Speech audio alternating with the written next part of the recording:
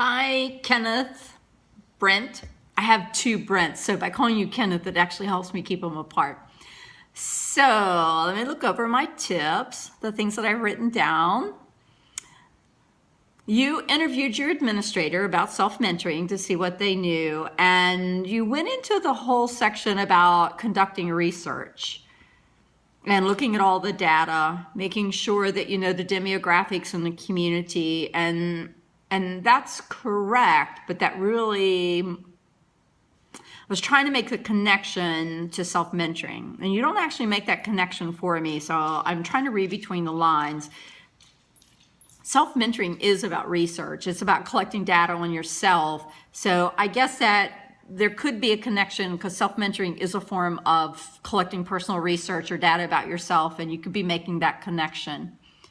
And then you talked about the networking section, and that's definitely a part of self-mentoring because you have to establish who you're going to network with, what you're going to do with them, what purpose they serve in your life, how they can assist you, and what connection you have with them that's going to be beneficial in the long run. And then you talked about, because you kind of numbered these, and I numbered them the same on my paper, being proactive to reach out for assistance. And I think that does tie into self-mentoring because as a self-mentor, you have to determine what you need. No one else can do that for you. And you have to accept responsibility for reaching out to others. So I kind of made that connection. And I felt that you covered the topic. If I read between the lines, I'm not sure you drew those connections for me, but keep in mind, and again, I'm very passionate about self-mentoring, but it is a 4-tiered process, 4 levels, and you have to go through one to go to the second, on to the third and fourth, and you can't really bypass them.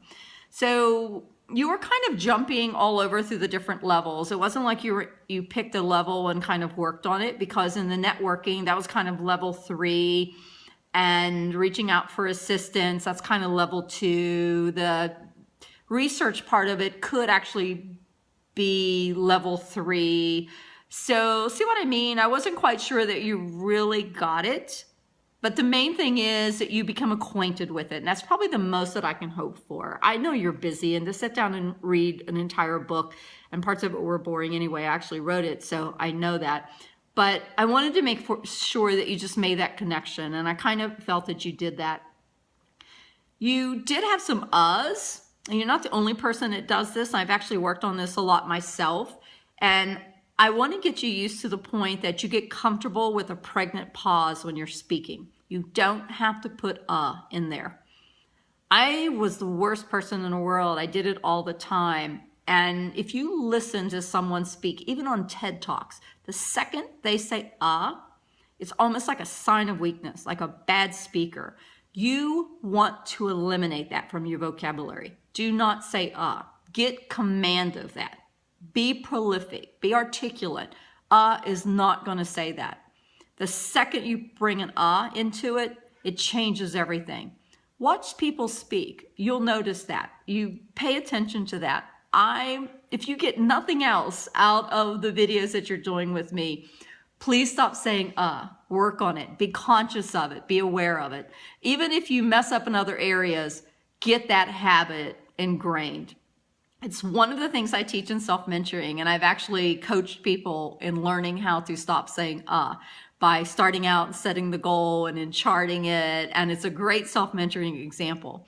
But anyway, I think you got it. I thought you did a good job. I really appreciated listening to your reflection on it, and you're getting there. Have a good evening, and thanks for sharing.